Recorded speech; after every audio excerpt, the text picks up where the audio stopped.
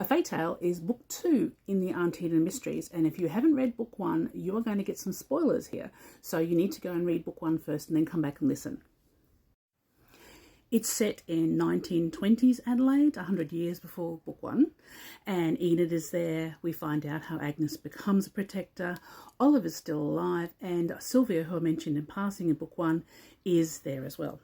And I also mentioned in book 1 that Enid was a really big fan of Arthur Conan Doyle. And in 1920 Adelaide, he came to do a lecture tour, but not on his books. And while he was here, he was invited to go visit the vineyards and Humbug Scrub, which is just up the road in the Adelaide Hills.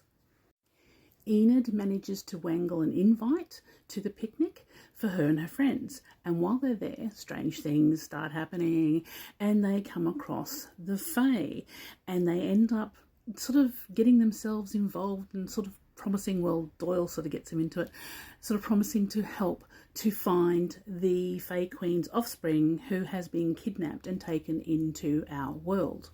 So there's a murder mystery, there's a big masquerade ball, we find out how Agnes becomes a protector, there's you get information about that romance that was mentioned in passing between Enid and Owen, which doesn't necessarily end well, but in further coming on stories you will find out it's not as bad as you think. For the fans of Red, he's there. The garden gnomes aren't as prominently featured in this book.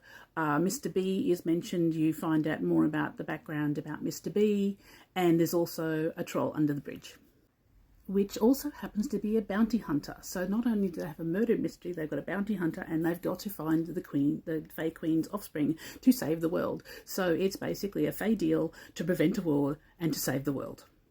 And I think I've gone way over my 45 seconds now.